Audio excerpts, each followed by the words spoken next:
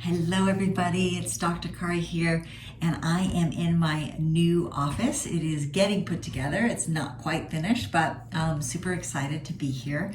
And I wanted to finish up our diet series with a video about the ketogenic diet. Many of you have probably heard of it, maybe some of you have tried it. I wanted you to understand what it's doing and why it works for some people, what it's good for, and you know what it may not be good for.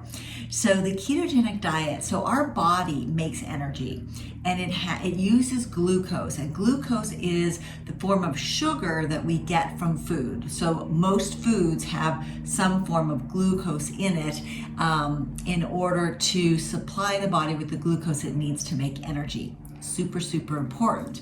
However, if for some reason that glucose system isn't working, the body has a backup system, and that backup system is where it uses something called ketones to make energy. And so the premise of the ketogenic diet is to intentionally put yourself into a state where the body doesn't have enough glucose to use glucose to make energy, and it intentionally starts to use and you intentionally force it to start to use ketones instead. Yeah. Now, there are things about this diet that have been shown to be really helpful. One of the things is that in a brain that is stressed out and having trouble, it is possible they're finding in states like Alzheimer's or maybe even MS or people who have seizures, it is possible that part of what is driving those scenarios is the brain has its own little like diabetes situation going on where it's not able to use glucose to make energy. And when it's unable to use glucose to make energy, usually because it's been overexposed to glucose, the diet has had too much glucose in it, the body will not be able to regenerate and to nourish the brain cells, and you'll start to see brain die off. Yeah, so when somebody shifts from using glucose as the main energy source for the brain into ketones as the main energy source for the brain, now the brain is functioning again, and you're not having that massive cellular die-off that comes from basically glucose starvation in the brain.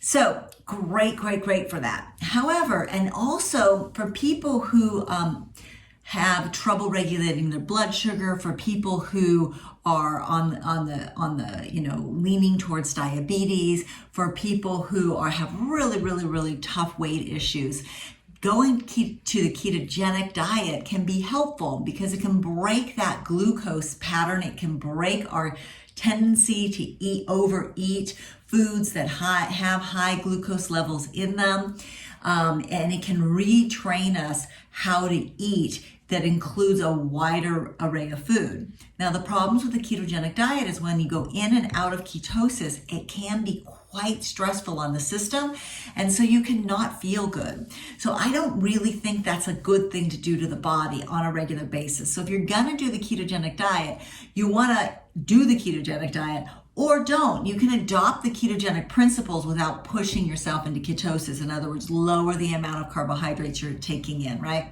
Increase the amount of healthy proteins and fat you're taking in. And that will have an effect on your overall metabolism. It might help you lose weight in and of itself. However, if you're really going to push yourself into ketosis, then stay committed to it for the period of time that you're doing it. I don't recommend the ketogenic diet long term unless there's really some health reason for it. You know, some people use it for cancer, like I said, in Alzheimer's, things like that. But otherwise, the ketogenic diet, because of this tendency to be hard on the body, and it's also difficult to maintain, and going in and out of it has those,